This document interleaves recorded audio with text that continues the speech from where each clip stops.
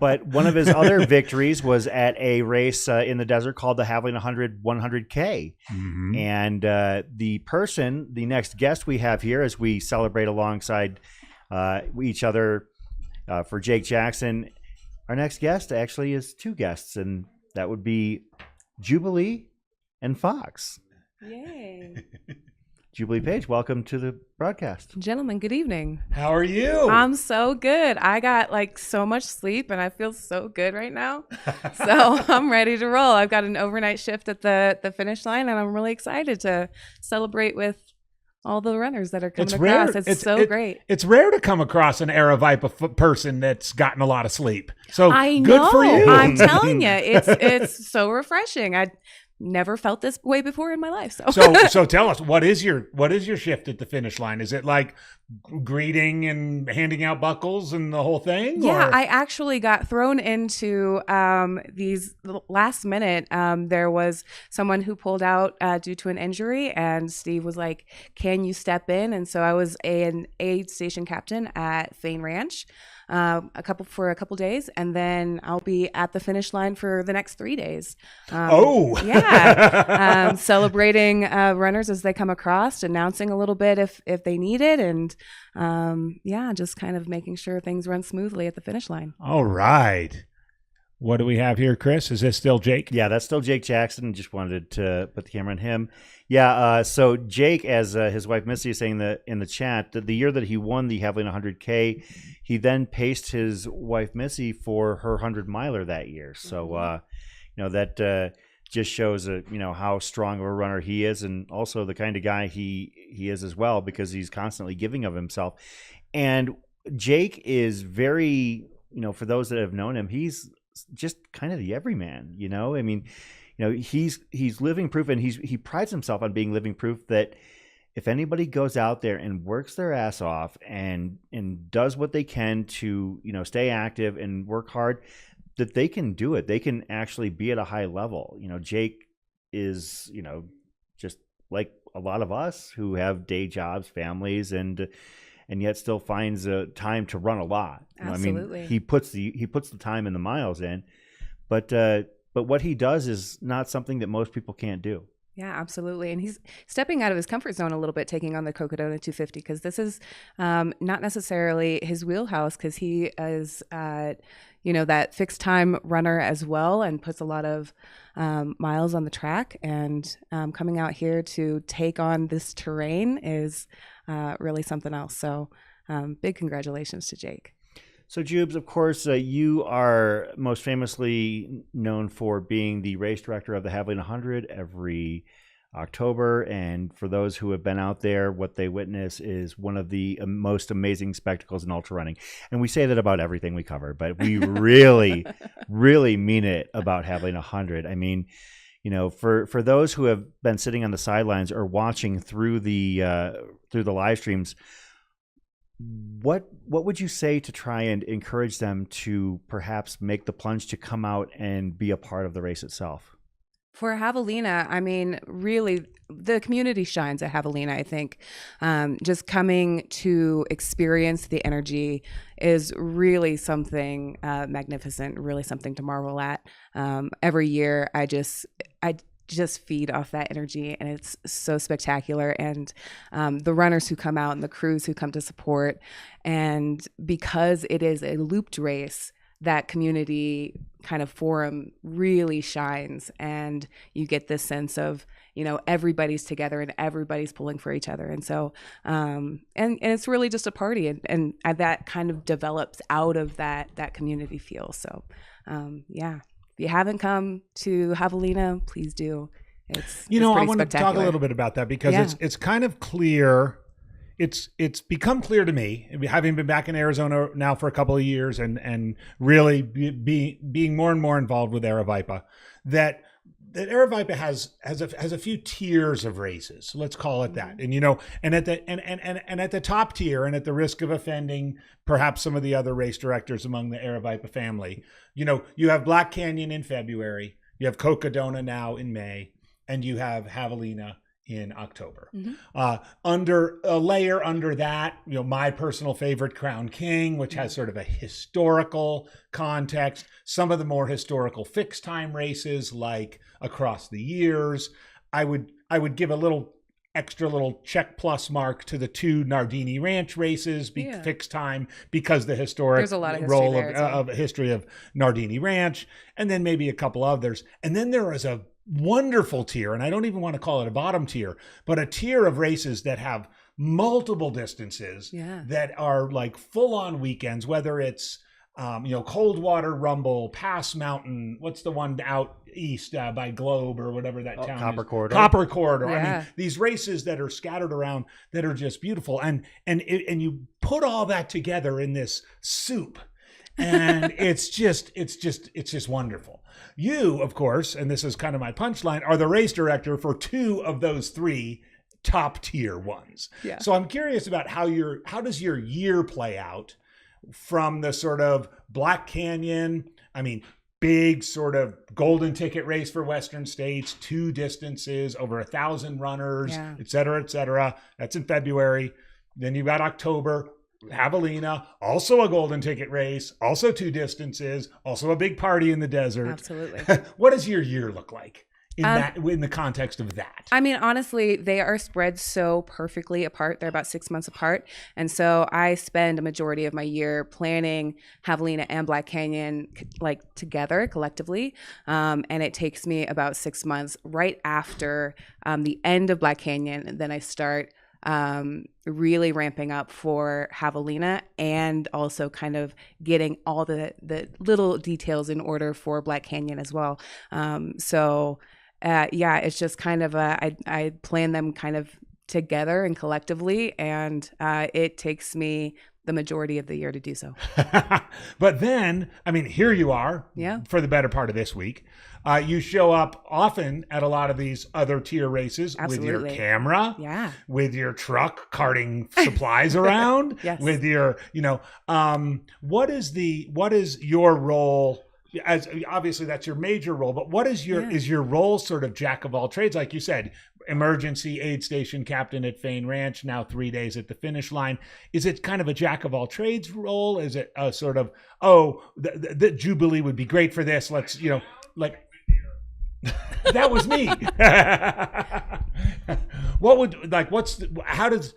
How does that happen? Like the fill-in of the rest of the stuff. Yeah, lovely thing, for race directing the 2 bigger races, the couple of months before each race, I'm really kind of honed in just for those races. But anything outside of that, I kind of see myself as like a supporting role, and anything that I can do to lend a hand or to, fill in a gap somewhere.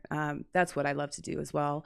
And I started with Aravaipa from a volunteer perspective. And so that's how I got into the sport, and that's how I got into Aravaipa, and that's where I started.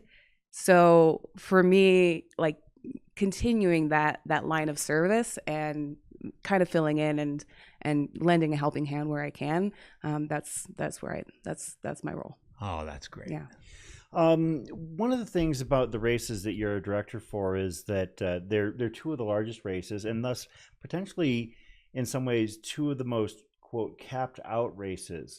When you have a race such as Havalina, you chuckled when I said that. And but you talk about a race like Havalina and a race like Black Canyon. What happens when you get to a point where you've potentially seen where you're maxing out the field because you can't bring in any more runners?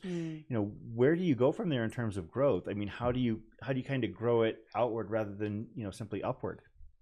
The goal is to, for me, I want to basically allow all the runners who want to run these races to get to run these races, right? So being able to work with permitting agencies and local facilities and landowners to make sure that we can maybe extend that gap or that cap just a little bit each year, and prove that we can. We started with Black Canyon, I think when I stepped in, we had about 600 runners, and now we're accepting over 1,200 runners for that race. We're accepting over 1,400 runners for Javelina. And then, of course, there's a wait list. And so we work through that as well. And trying to get as many people in there as much as possible. But, then there's always like logistic challenges where we can, if there's not enough parking, then maybe we can shuttle in. And so, there's always solutions. And part of my job is kind of working the solutions throughout the year to see, who can we accommodate and how many more runners can we accommodate. Yeah, it's pretty amazing, like when you talk about Havalina, I just think about in both races in general, but Havalina in particular, because when you took that over, I believe that was, just as it was moving from the old headquarters at Pemberton Trailhead over to the Four Peaks Trailhead. Yeah. And at that point, it went from like being a big 100-miler to being a big 100-miler.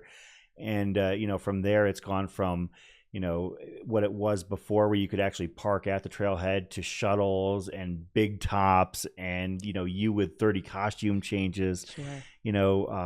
How do you're almost, it's got to be fun for you, but at the same time, every year, do you find yourself saying, okay, how do I top that? And, how long does it take you before you think, okay, maybe this is going to be it? I mean, I don't know if I have a limit, quite honestly, because I think Javelina has kind of pushed me to this creative space where I think that, I've kind of topped out and maybe like this is going to be the ultimate year, and then it's the penultimate year because I always have like a spark of something for the next year coming up, so I don't know. I think, Jubilee, one thing I would say about you is that there is a part of the role you play, particularly at Havalina. I think there's a little bit more buttoned up Jubilee at Black Canyon, but especially because the Havalina 100, of course, predates Jamil and Era Viper running, becoming the owners of it, the people who run it. It goes back to the history of Jerry Kilgariff and Linda Van Tilburg, Arizona legends, who you so wonderfully brought Jerry back for the 20th running a couple of years back. And based on that tradition, there was always a little bit of whimsy about, whimsy with a capital W, but also a little bit of the party, a little bit of a bunch of friends just running in the desert. And so your costumes, your rallying everybody up, the torch dancing, all of that, the sort of the Burning Man of ultra running thing. But, and I will say this as someone who ran the race when it was the Jerry Linda show, it's also, and I credit you with this most specifically, maintained, and people who come to the race from far away and talk to me about it, maintain. It's amazing for a 1,200 person race to maintain a small community vibe. Sure. And it does. A lot of it is the pretty much the village that you set up, and it's becoming more of a city, but it's the village that is set up every year, the crews and pacers and friends who come and congregate in that place. But it's also just that feeling of, hey, we're here, we're together, and we are gonna make this happen. Absolutely. Yeah. How much of that particular part of Havalina is something that you're like thinking about? Like if you have to make a decision about parking or the number of vehicles or where to put an aid station, how much or how many tents to put up in the big tent city, like how much are you thinking, but we have to maintain the sort of Jerry and Linda vision? Yeah, I mean, I think, coming into both of the races, there's something about Javelina, like you said, that really has this kind of grassroots feel, right? Where Jerry had this vision of like, wouldn't it be hilarious if people ran loops in the desert, and they would absolutely murder me if I made this like into a race. And then she did, and then 125 people showed up. And from there, this idea of it's runners out there helping runners. And so I'm going to credit the community in large part for keeping that feel, because it's the Aravaipa community, it's the Arizona community that come out to volunteer, to help us set up all of those tents, and then kind of gather around and really kind of welcome you kind of home to Havalina, right? So a big credit, I think, honestly, goes to the community for that as well. And I think part of my job is really tapping into the root of what Jerry really wanted for that race, which was just for people to come and have fun and run in the desert. And that's really what I wanted to do, and that's really what I strive to do each year. Chris, before you ask Jubilee your next question to her, I want to ask you a question, because Havalina, you're a big community guy. Absolutely. You're a big connector in the Malcolm Gladwell sense. The both of you are connectors. You would love this person. You should meet this person. Every year, I mean, you love this race, obviously, but every year at Havalina, I've been around you long enough, about a week before, you start getting into that Javelina lather, right?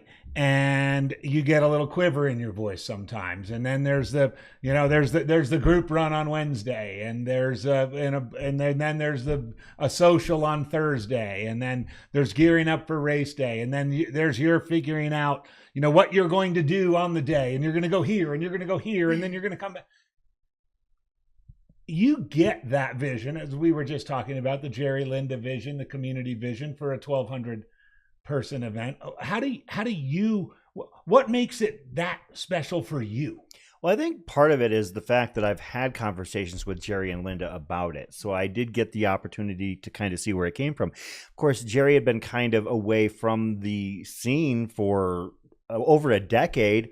And through back channels, when I was doing some production work for Havalina, I said, hey, does anybody know because actually you've got the Jerry K Award as part of the awards that runners that aren't necessarily on the podium can win at Havalina. And so I actually asked around how to get a hold of Jerry K once I figured out who she was. And, shout out Paul Bonet was able to connect me, and I get a text message from Jerry, and she said, I heard you're trying to find me. And so it just so happened she was coming to town. And one of the more fun experiences I've had in recent years in talking about trail and ultra running is that we had Jerry come in and talk with Jamil and I, just telling stories and kind of giving background and everything like that, of course. And Jamil was so excited to have her in the headquarters and talk to her, and Jerry was pretty amazed at how big things had gotten when she kind of was able to take in the full scope of it, and getting her out there to basically be a co-race marshal with you was one of the special moments. Like, that's the kind of thing that makes me so excited about this event. And I feel fortunate because now Jubilee has become like in the Jamil galaxy in terms of how busy she is with races, that I reach out to Jubilee like once every, 3 or 4 months. I'm like, hey, can we do brunch? Yes. And we have a farmer's market that you always hit in downtown Phoenix where, we go and, grab some coffee, and we just, sometimes it's highly productive. There are other times where it's like, I think I talked in circles for 20 minutes, but, that's what I love about Havalina, is not necessarily just the race itself, which is awesome. Now that we are actually broadcasting trackside, amazing. Whatever you did to help make that happen. Oh, I love that. Please do that more. Yeah, we felt so sort of aloof over in the headquarters. Absolutely. I mean, to see the runners go right by us, get nowadays, you in the action. I loved it. Yeah, I loved it. Hang on a second here, Jordan. Do we have a finisher? That's. Or is it? Is that still our police officer finish, or is that? Because nobody ran down the chute while I was watching it. Yeah. It must be someone who's already there. They could have possibly been We've got at the a med couple tent because it buckles. is to the left of the screen there entirely. So Yeah. Yeah, I'm watching. We have a person out there that at least gives us a warning. yeah, okay. Bridget in the chat mentioned that her coach is planning to run Havalina. Maybe she'll force her way onto his crew. What would you say to that, Jubilee? Do it. Absolutely. It'll be a life-changing experience It's in terms so of the great. ultra running, community. It'll definitely change your perspective. I mean, everything about it, from the group run to the cocktail hour on Thursday to the expo on Friday. Yes. The expo is bonkers. The expo is bonkers, and honestly, like I feel, we're starting to kind of stretch a little bit, where it's going to become this like week-long festival, and I'm here for it. I love the idea of just like just bringing people in early and making this like a whole week vacation. You know what I mean? There's a line of people waiting to get their bibs outside of the big top, roughly 400 people long by the time it Yeah. opens. You don't need to line up. You don't need to come in like right It's as it hot opens. out standing there in the sun. And there's so many things to do. The expo opens and it's an all day event, so you have time. Go and grab coffee from our vendors and go to the Hocus lounge and just chill out and enjoy the day and enjoy your crew. And it's such a great place for crews too. Like if you've never crewed, it's a great race to It is the jump into most crew. approachable place to Oh, crew. it's And that's so why, fun. Bridget, if you get the opportunity, you don't have to go anywhere. Yeah. In yet another sign of Jubilee's marketing brilliance, our colleague Mercedes, who is here, Javelina Hundo, the temptation. Do it, Mercedes. Do it. If you're still awake, Do get on the it. wait list. We can knock back a couple more meads and we'll talk about it. Yeah, Mercedes. Well, Jubes, I just wanted to have you come in here, because I knew you were in town. I ran into you down at Heritage Square, and I know you've got to jump into I know. into My the finish line line. RD My My duties. shift starts here in just a few minutes, and then I'll see every runner come across That's overnight. great. So I'm That's really great. excited for these overnight finishers. Just Well, and keep going. guess who else is making it back to Javelina? I this know. year? I heard. I'm very excited. 100 miles. I'm going to be back. I haven't run a 100-miler since 2021 Amazing. and I couldn't think of a better one to come back to after 3 years I'm away very than- excited. Do you want than me to pick your Javelina. costume? Think about it, and I'll dress you in glitter. I For sure. pick my costume and my bib number. Okay. All right. Okay. We'll talk I am about it. doing as I was mentioning the fixed time events. You get older, they become a little bit more fun because it's controlled environment. You can hang out if you want. You to make your own adventure. I'm doing both the Hotfoot Hamster and the Jackrabbit Those are Jubilee, so fun. as well as the Hangover. Yes. Runs a month before the race. So yeah, I'm psyched. Awesome. I'm psyched. That's a great And fitting block. if everything works out, I'll jump into the booth with you for that. We'd love to have you The in last, there. let's see, What's let me left do of you? the last 6 hours. Oh, you're Not talking. You're calling I'm your going to put shot it down. sub 24. I'll Okay. come All right. on We from hour 20, called it. 24:01. I'll start. Yeah, Bridget, you know what? When you're out there, be sure to stop by the booth and let us know how we were, that we were the ones that were able to corrupt you into coming out to Javelina, because Absolutely. you're not going to regret it. You It's are a, not it's a going to great regret party. it. No. It's so fun. Just Jubilee, thank you very much. Hey, Awesome. before I go, can Oh, yeah. I shameless plug? We do have Black Canyon opening at midnight. The registration for What? 2025 opens at midnight tonight. So if you are interested in another Arizona adventure similar to Cocodona, it's not 250 miles, but it's 100K and a 50K. It's an incredible adventure. So Oh my goodness, I didn't even know there that. you go. So everybody, breaking news in case you didn't notice, midnight Arizona time, that's in 57 minutes. Yes. Get on if you're still up watching the live stream, log on there. 100K Saturday, 60K Sunday. Yep. It's beautiful. Did you say 60 or 50? It's going to be a 50K. Oh, sorry, Okay. 50K. I'm sorry. Yep. That would be a good move. And if 'cause you're that- interested that in jumping miserable- into an ultra, like first ultra, I That think the 50K 50K that'd at be Black perfect. Canyon is going to 50K. be a perfect first time. Very runnable, very Absolutely. the first 15 miles are going to click off so hard or so fast that like you're going to be like, oh, this isn't very hard at all. Oh, They're there just- is a section. There's a section of trail from about mile 7, from that first aid station To the second, yeah. You It's- equated it it's to like running down beautiful. a baseball base path. Yeah. Yeah. You know, gently going downhill, winding, turning. Oh, You just have to let your body go, and You it just have just to it let takes your body you go. it takes you forward, and it's Yeah. it's so fun. so Yeah. there you heard it. Black Canyon registration opens at midnight tonight. Sign up. Amazing.